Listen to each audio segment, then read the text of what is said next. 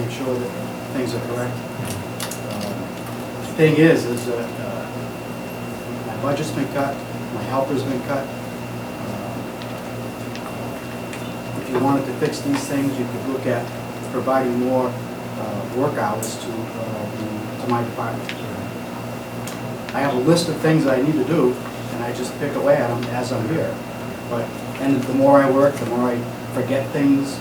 Things get left undone just because of the sheer magnitude of things that need to be done. So those are issues. Talked about some of these issues in the past. It's just that I don't have a resolution, a clear resolution to how to implement those things. It's just time. If we could stop the clock for a few weeks, of course that's not realistic. But the alternative to that would be to put more manpower at it. Yes. So with my issue, because it was a prior fiscal year, is it going to take a town meeting vote to? Shouldn't, I don't see where it would. It's a refund to your account. Okay. You want to put it before the tax year. Yeah. Yes. Because the Board of Selectmen appoints and hires the treasurer, I believe that it's up to us to try to take some steps to ensure that certain things will get done. One thing that I would like you to do from this point forward is to provide the selectmen and the town coordinator a list of what you're working on that particular week. And I realize that things can change, but so that we can look overall, what are the priorities, what needs to get done, and then we can help guide the treasurer, because that really is our function, our job. Yes. I had kind of a funny feeling that Mr. Driscoll's feeling that his department's being singled out, and I don't think that's true. I know you guys, I know you didn't say it, but I don't want you to feel that way, because I think that is a problem. But it isn't you guys. Your stuff should be handled as quick as anybody else's. Yes. I'm one of the people, when I come home from work, and I've worked for 28 years, I've had insurance that I pay every week for, and I get a letter saying if it's not paid by next Friday, my insurance is going to be canceled. I would have to reinstate it. 28 years ago, I was a lot younger than 60. It would cost me 3 times to reinstate this insurance than what I'm paying a week now, because they go by age. Yeah. So nobody here felt we were being singled out. We just didn't want to see. I did a stupid thing and sprained my ankle. Walking my dog. I could have really gotten hurt and needed this insurance. Thank God it was just a bad sprain and I didn't have to miss work.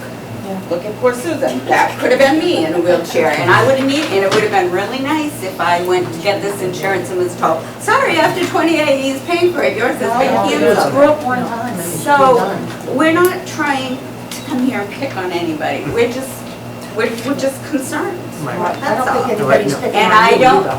I didn't feel anyone was, and neither did Mr. Driscoll. We're just trying to make our department, we do our work, we work very hard, we try to turn our warrants in, just like we're always asked, for the account numbers they want. We've changed a lot of things.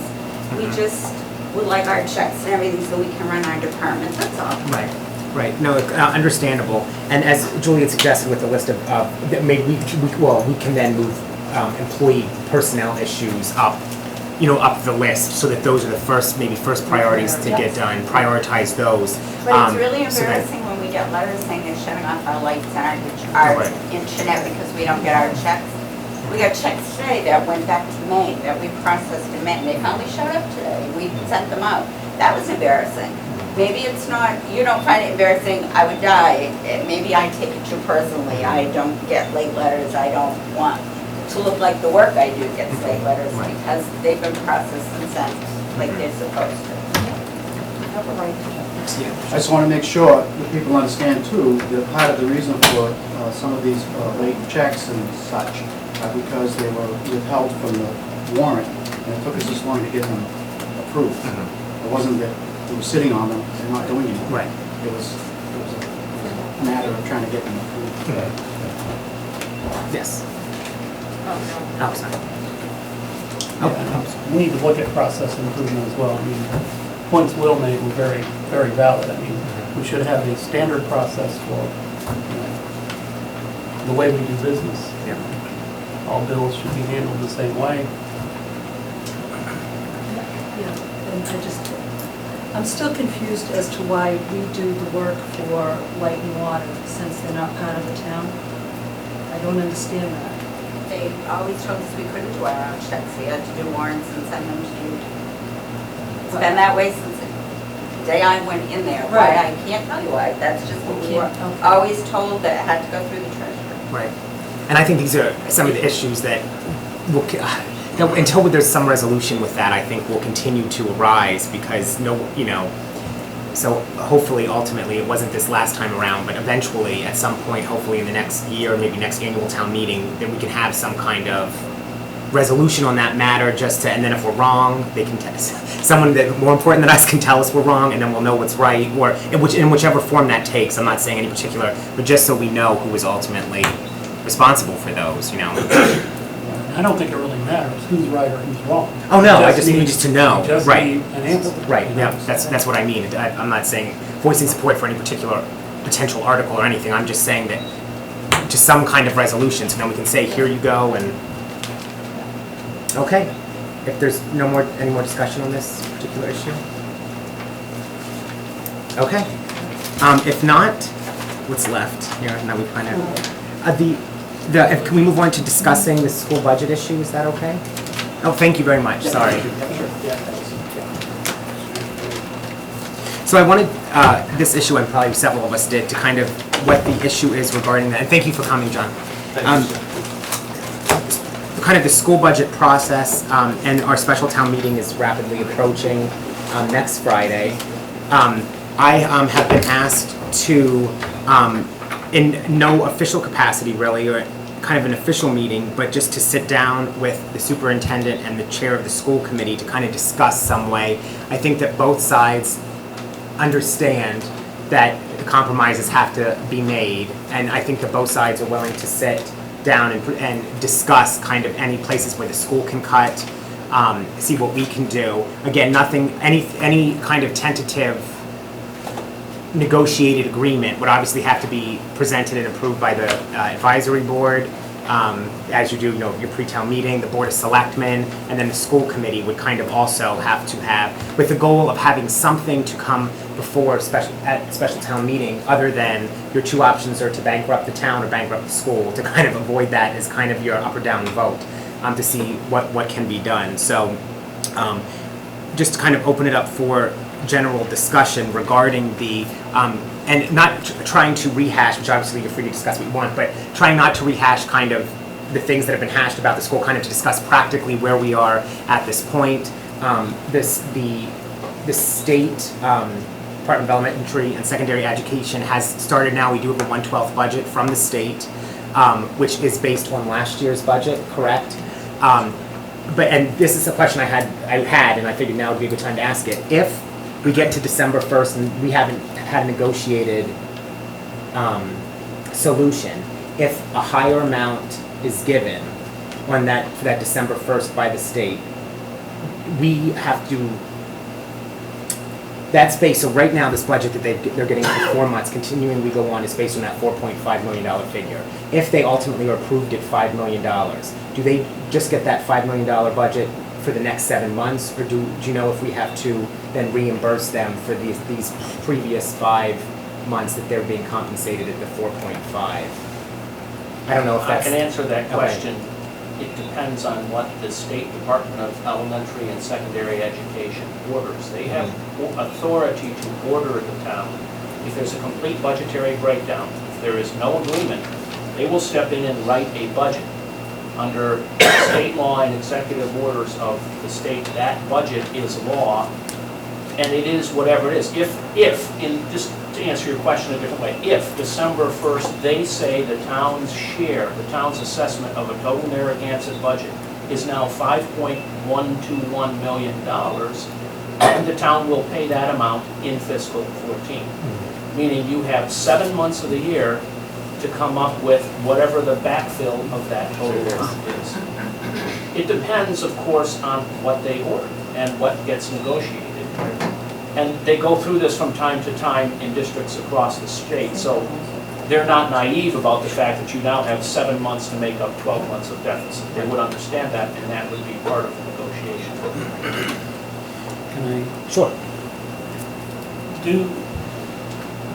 does the Department of Secondary Education, are they the sole decision maker in deciding what this mandated budget is going to be? Or is there also input or agreement with DOR so that it's not, one-sided? I mean, if education comes in and says, oh, okay, the education budget's going to be X, and regardless of what the town situation is, I mean, how is that fair? Do we know that process? Or? To the best of my knowledge, the State Department of Revenue does not get involved in this at any point of the process. This is an education financing question.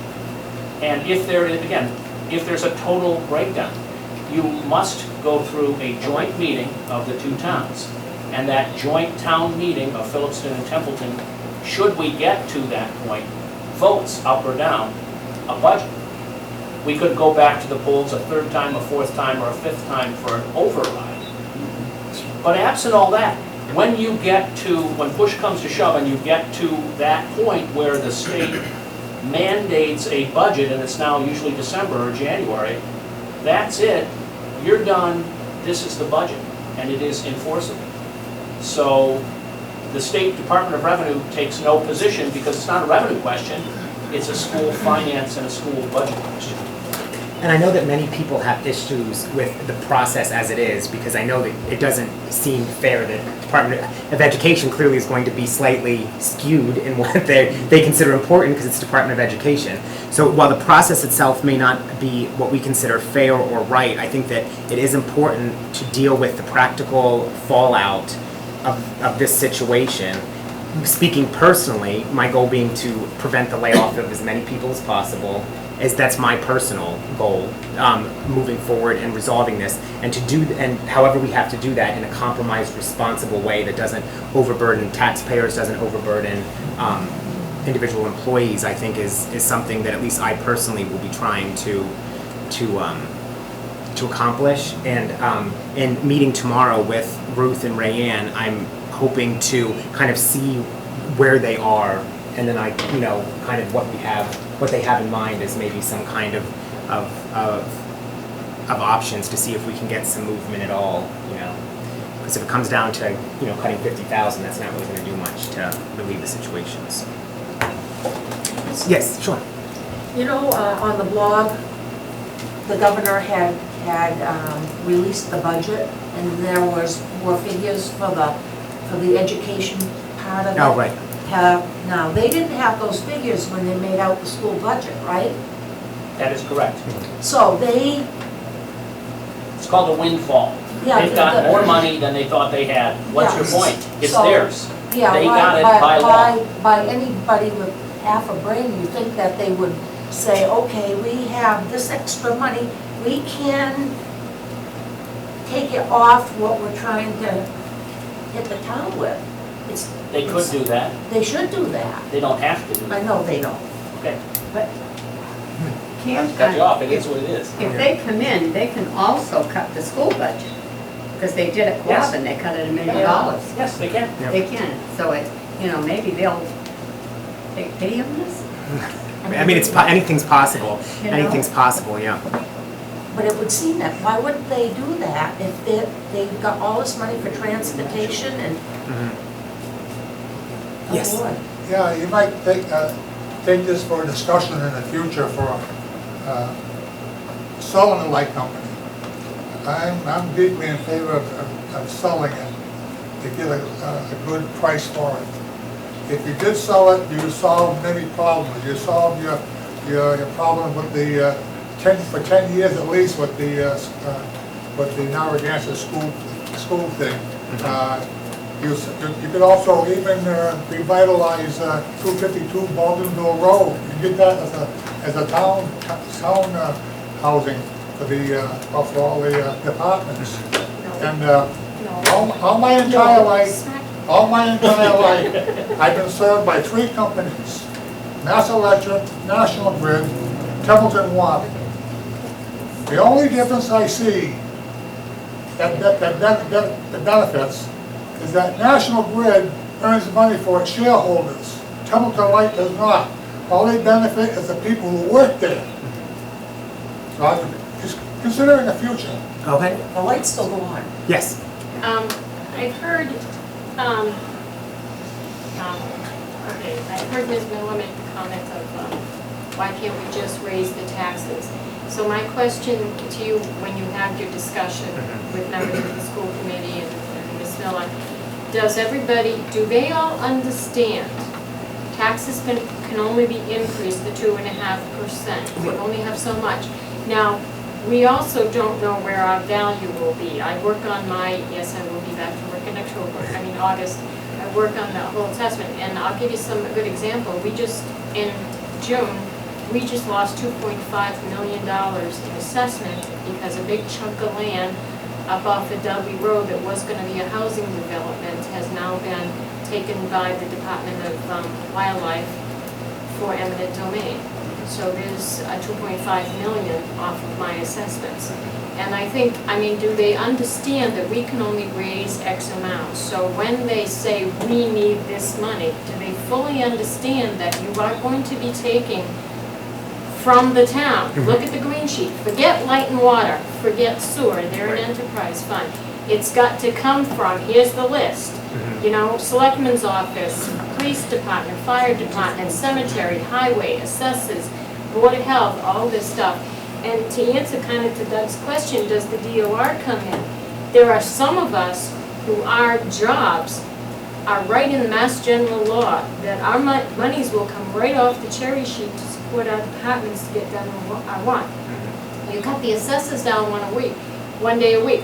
How long do you think it's going to be how long is it going to take us to get a tax rate set? We'll be sending out tax bills for fiscal year 14 and fiscal year, 17? I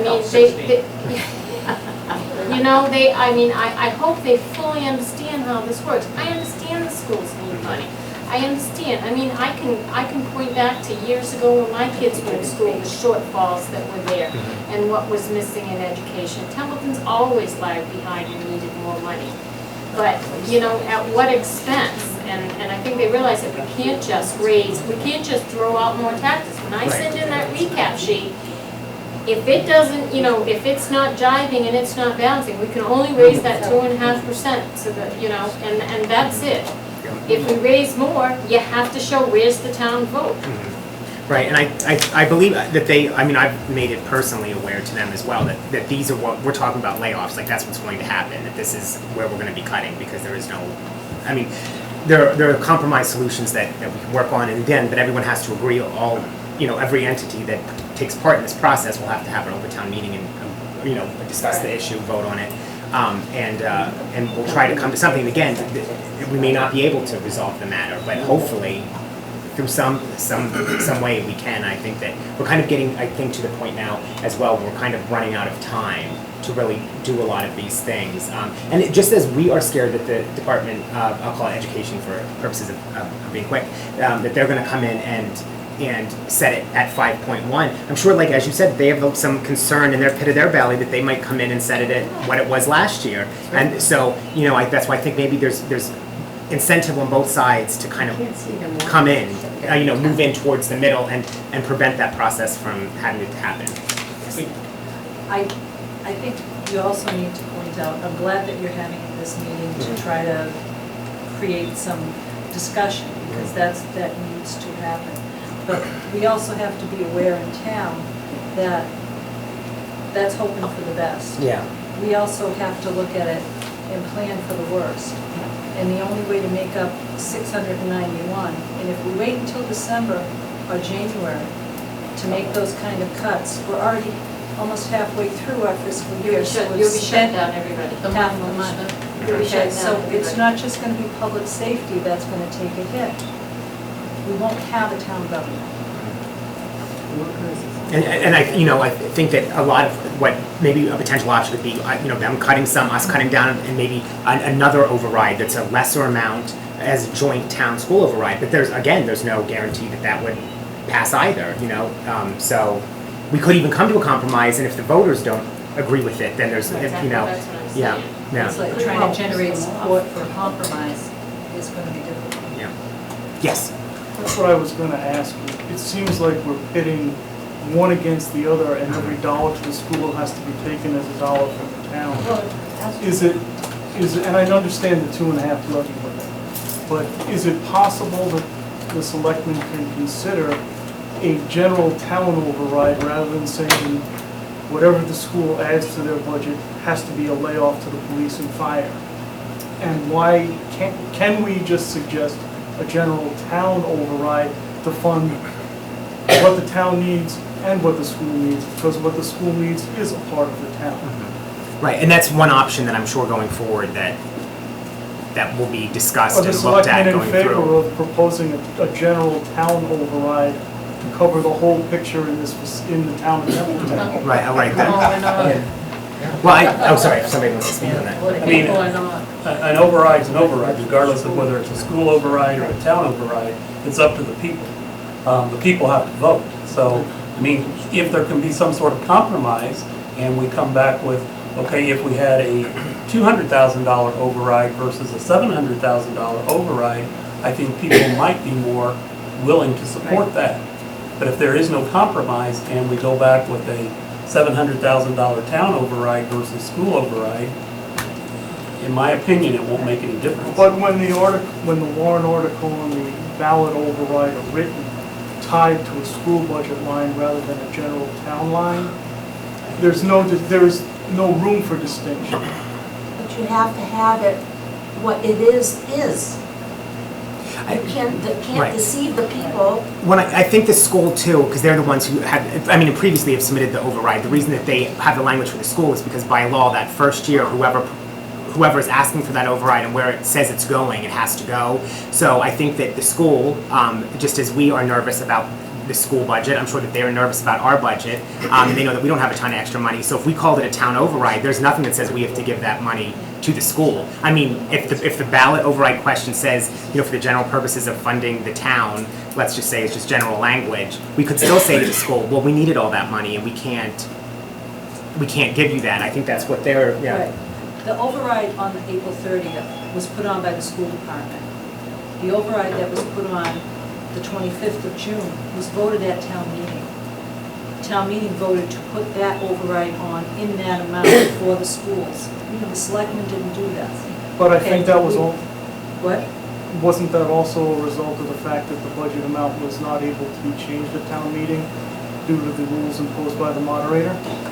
Can I answer? Well, I think on that particular issue, the figure had to be read. The override question was a separate question because that's where the funding was coming. So I don't think the overall budget figure necessarily paid into that particular, because we had the override vote either way. If it had been read at the higher amount, the override question would still have been read. It had to have been read because there was no money on the town side to fund the To fund it. $691,000. It had to come from over. Right, I wanted to explain that. Everybody seems to think and blame the town moderator for that, but it gets back to only so much comes into the town every year. You know, we've got excise receipts, we've got whatever, and then we've got the levy on real estate and personal property. So we only have X to work with. We went through and we voted new firefighter EMT positions. Then we went through the green sheets. You know, we voted for my $25,000 for my reval money. We went down the green sheets and everybody got, so when you got to that point, there was no money over there for that extra $691,000. You know, that's what happened there. There wasn't that money.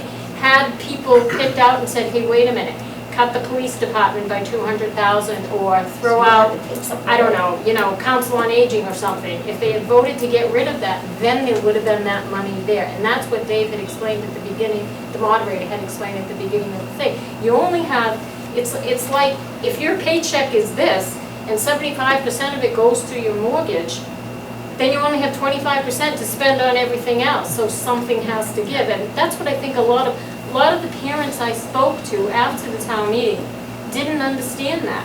And they just thought, oh, we can just get more money in to cover this.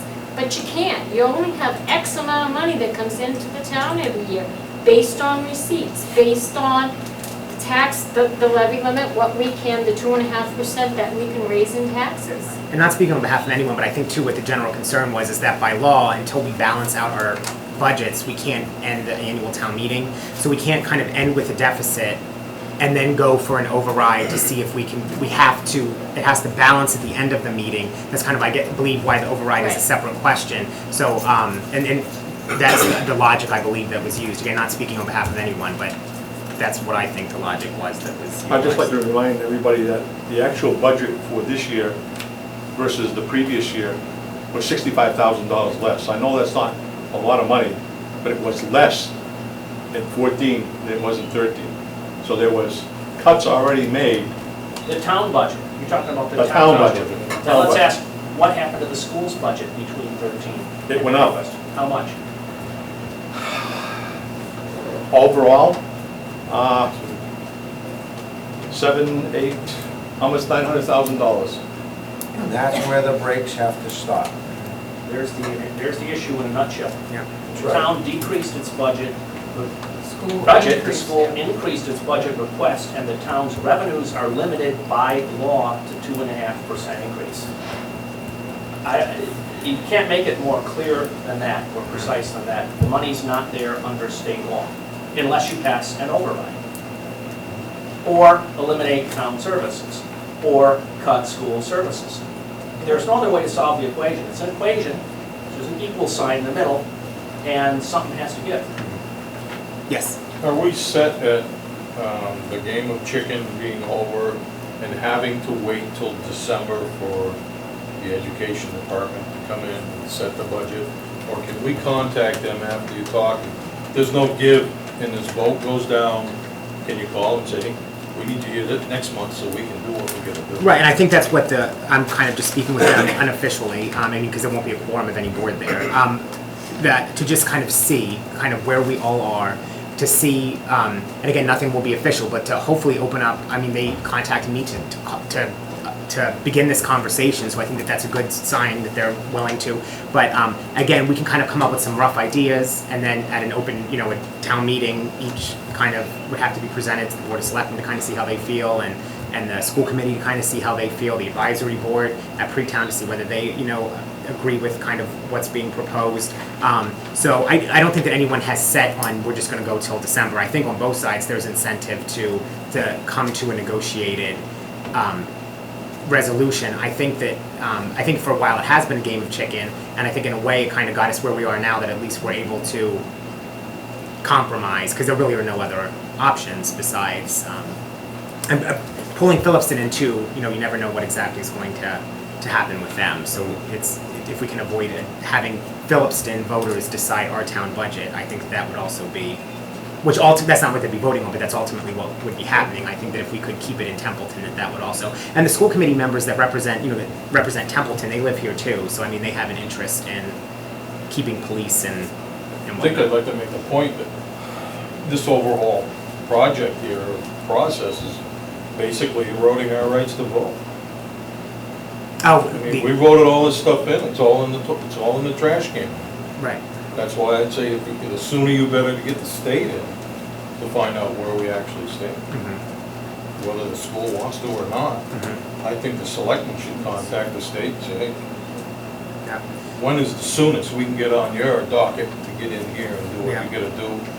And be what it's gotta be when it comes to them looking at that school budget and seeing what's gonna happen there. I mean, the process, like under state law, because state law always trumps local law, so the process is laid out under state law is kind of, this is the process that's laid out. We have the authorizing group has the ability to, which is what we're doing at our special town meeting, to vote up or down. If that fails, then we go to this joint town meeting that has to be held within a certain amount of time. So that process, at least my understanding is we can't request that the state move any faster than the state will tell us, this, we set these out in regulations, this is what state law is, and this is what you have to file, and we will come in on December 1st to resolve the matter. I would like to say, there was another path that we could have taken to get us to a joint town meeting if the school committee did not recertify the vote, their budget on the 12th. Recertifying the vote on the 12th, their budget on the 12th, set us off on a different path where we have to have the special town meeting next Friday within the 45 days. The default is if we don't have that special town meeting, We have to cut our budget 691,000 because that's the difference. That's what we have to do. So that's why it's crucial that we have to have that special town meeting next Friday. There was another way. If you look at Ashburnham, Westminster, they went another way. They called for a joint town meeting. Their school committee did not recertify a budget because before the override was taken. They waited till the override vote, they knew what it was. Then they came together with Ashburnham and they worked out some kind of deal. I don't even know what the deal is or whether it was successful or not. But there was another process that could have been taken so that we're not being forced and the voters of this town aren't being forced into this corner where we are. Yes. Unfortunately, as the sitting member of the advisory board on the budget subcommittee, I did end up inputting to that committee that the amount of money that they were looking for was excessive and something more towards a level fund towards what we had the previous year would be more in line with something that the voters would probably end up voting for. They didn't take that and run with it, unfortunately. So that put us in this particular position. They didn't listen because they actually started out originally on that budget almost 6%, and it was cut back, believe it or not, it was cut back from that percentage to almost $900,000. It was much more than that. So, I mean, they did cut back. Was it sufficient enough? No. They were told that it would probably not do well and that it would probably not be palatable to the voters as well as it would have effects on the community. I mean, that's, we gave them that information. It just wasn't listened to. Yes. You know, this was the first year the school people stayed for the whole meeting. They always had their issues put down first, and as soon as they were done, out the door they would go. So we had a room full of people that didn't even understand what was going on, because they had never, ever sat through a meeting. How many times on the blog have I asked for the younger people to get involved with this whole thing? Because it's hard, the group that I'm with, we're not getting any younger. But they need to know that we have, the tree is the town. And if you kill a tree, no branch is gonna live. Your branch is your police, your fire department, your rescue squad, cemeteries, council on aging. Everyone has as much responsibility as the school department. And so I think for them to be at that meeting, they didn't even understand what that, the money for that 250, for East Templeton Elementary, they didn't understand that that money was not gonna have to be paid back. So I hope through all this, they've learned something, and hopefully next year we don't have to do this again. It's a town with no money. That means a town with no money.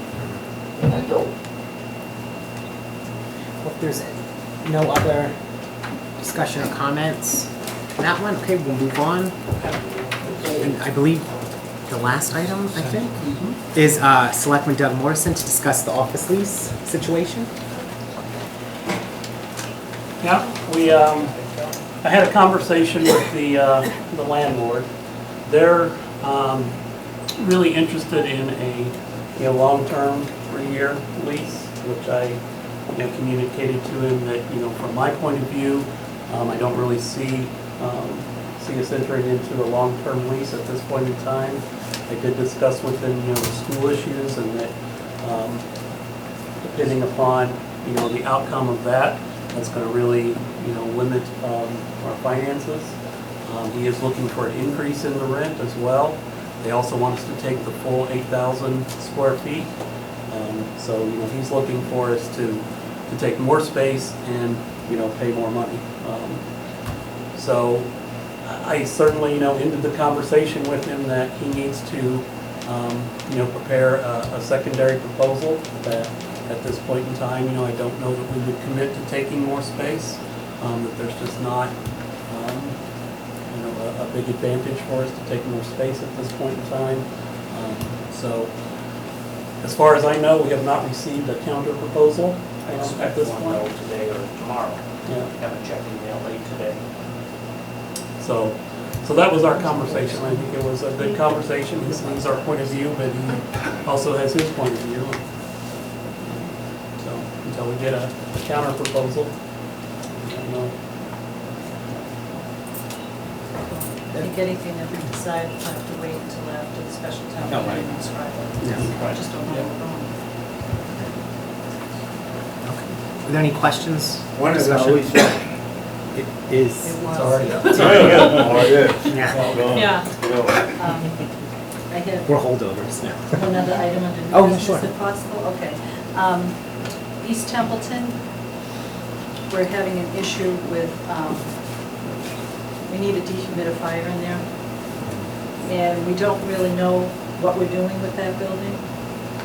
I think it may be wise to direct the temp coordinator to check the building out, figure out what it needs, and probably get a dehumidifier to take care of the water, because we know that there is water in that building. Okay. So I would like to make that in the form of a motion. Okay. Is there a second? Yes, I would definitely second that one. We'll vote. Julie? Yes. Doug? Yes. And I'll vote yes. Are you asking me to buy or lease a dehumidifier? Or, because the least expensive, obviously leasing is not gonna cost as much, but you wind up leasing it for 22 months. So, open to your thinking on this. I guess that's another way of asking, how long are we gonna need a dehumidifier? Mr. Chairman, if I can weigh in. Sure. When we originally looked at that building, we did do some research. For the time that you would end up leasing, it would probably be just as easy to end up doing a purchase, because we saw the lease per month, and you're talking about a 3 or 4 month, to be almost as much as buying a new or a used dehumidifier. Do you think that just like a standard No, you need a We big need one. a- big one? Not a standard household size, but it's an industrial size, it's half the size of this.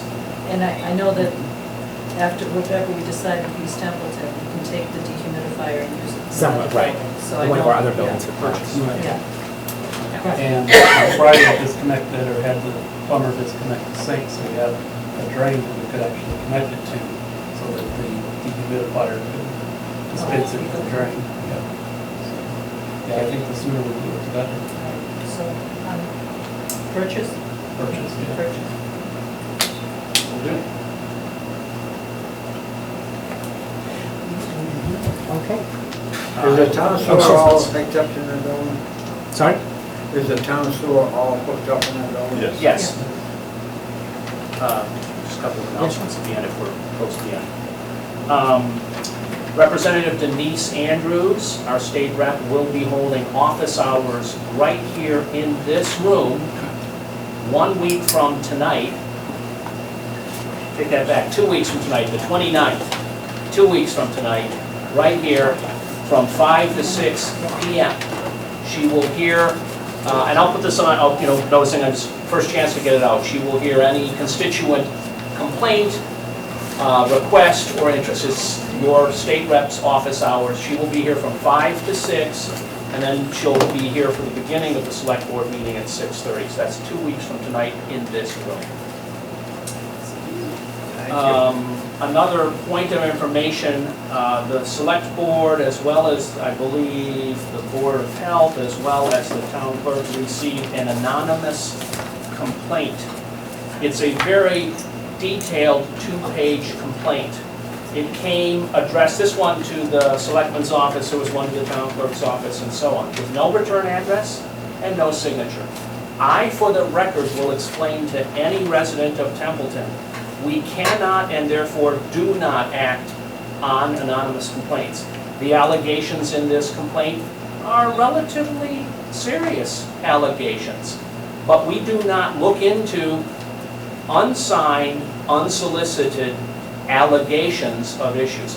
Whoever sent this in, if you will call me and identify yourself publicly, we'll be delighted to look into your complaint. And until you call, email, or stop in and identify yourself, the town of Templeton is incumbent on us to actually take no action on this. So, just for the record. Last item from me, point of information. I was shocked, I'll tell you, shocked to have a previous town official, I'll be vague, come to my office about 10 days to 14 days ago and suggest a rumor had been heard in this town that Selectman Jeffrey Bennett was serving overseas as a contractor and not as a member of the United States Armed Forces. I'm stunned that anybody would in fact allege such a poisonous and malicious rumor based on absolutely nothing, but I've come to know Templeton pretty well. So for the record, I want to state, I have here for public inspection, anybody who wants to see it, the orders that were issued to Sergeant Jeffrey Bennett. They were issued by the Massachusetts National Guard, 50 Maple Street, Milford, on the 31st of July, 2012, ordering him to active duty. Whoever started that rumor, and I don't know who you are, you should be thoroughly ashamed of yourself. Thank you, that's all I have. He's retired. You're fine, Bill. He's done. You're good. You're fine. Are we on new business? Oh, yeah, there, yeah. I just would like to address the lack of handicapped accessibility in some of our town offices. Today, I had the good fortune of having Bev try to push me up the broken up cement walkway and then up the broken ramp with all the loose boards at the police department. It's shameful. Not to mention, when I go back to work in, hopefully, August, handicap parking at 2 School Street is down the hill. Anybody want to volunteer to push my wheelchair up the hill so I can get into my office? Can I get my taxes lowered? Yeah, right. No, just for anybody who's watching, no. You know, I mean, this was a freak accident that happened to me, and but I have a lot of elderly come into my office over there. I'm sure the police department have elderly walking in and handicapped people walking in over there. I just think, you know, I know the budgets are tight, but come on. She almost, she got stuck in the first You know what it's hole. like having Beth push me? I hit the hole and I almost cried. Need a seatbelt. I You had should to have got pull that it. horse you were riding on and I had to tow you. I had to pick the front of the wheelchair up to get it out of the hole so we could go to the next hole. And the boards went clunk, clunk, clunk, clunk. Hammer and some nails all along. Oh my God. I think perhaps we should consider asking Alan to do an assessment of, you know, the ramps and give us an idea Building of. inspector, it's his job. Okay. Right now. Yeah. I mean, he, yeah, I mean, Glad I don't work up there. Yeah. I need to stay away. Go over to the civil defense office. Can't You get up stay there there. either. Mr. Chairman, if I Yes, could- sure. Because I ended up looking into the background for East Templeton, there is a document that was done in 2003 on accessibility in all our buildings. 3 hours a week. It would cost us hundreds of thousands of, not millions of dollars for the present buildings to bring them up to code. And that's just, sitting in our present economic situation, that's probably not doable. But on an individual basis, we may end up having to address that as it comes up. Right. that was my concern with having, you know, rather than trying to retrofit all of the buildings that we have, the ones that have ramps that are in poor condition, perhaps we should look at what's it gonna cost us to fix that existing ramp. Granted, that ramp may not, you know. Because to put a ramp into East Templeton, and this, he actually quoted on the high side, would have been less than $10,000. That's an estimate that we have directly from the contractor, not hundreds of thousands of dollars. I have that in writing. And obviously to address buildings that are currently used and may open us to a potential Americans with Disabilities Act lawsuit would probably be the best ones to address first as well, you know. Well, I mean, just repairing. Just repairing, right, if you can just what we have. put some new boards in. That's why I think Alan would be able to give Yeah. us. Yeah. the cost Nails is, on the you know, ramp. $100 just as open. Yeah. Believe it or not, This and this and this. if There I- was, the assessment, when we had money, In the good old we days. was, well, we did the library. Okay, we put a new ramp in there, and parking for handicap. And we were going around building by building, buildings that we thought would be used for, you know, more than 2 years. You know, we were putting money in and trying to at least do the ramps, but didn't even touch the bathrooms, but we got the ramps done. So it's worth looking at to find the building, you know, the ramps, some of them are very, very old. 2003 was 10 years or so. Yes. But you might be able to fix the ones that you have, but All right. to build new ones, Right. you don't go by American Disabilities. Believe it or not, you have the architectural board, which has a more stringent requirement for handicap ramps in the state of Massachusetts. Yes. Don't forget the free labor from the sheriff's department. Oh, that's right. We never Monty forget the Tuck. free labor from the Yeah. sheriff's department. And Monty Tech. Yeah. Was that everything? Great Tech projects. Just, right. Well, if there's no other new business, our meeting reminders, the Zoning Board of Appeals will meet Wednesday, July 15th at 6:15 for public hearing. The Advisory Board will meet Wednesday, July 24th at 6 p.m. for pre-town meeting. The Advisory Board will meet on Wednesday, July 24th at 6:30 p.m. for their regular meeting. Special town meeting will be held on Friday, July 26th at 7 p.m. at Narragansett Regional Middle School Auditorium. And the next Board of Selectmen meeting that is currently scheduled is July 29th at 6:30 p.m. Okay, I make a motion to adjourn? yes, do I have a second? Yes, Julie? Yes. Doug? Yes. Now vote yes, thank you all for coming. Yes.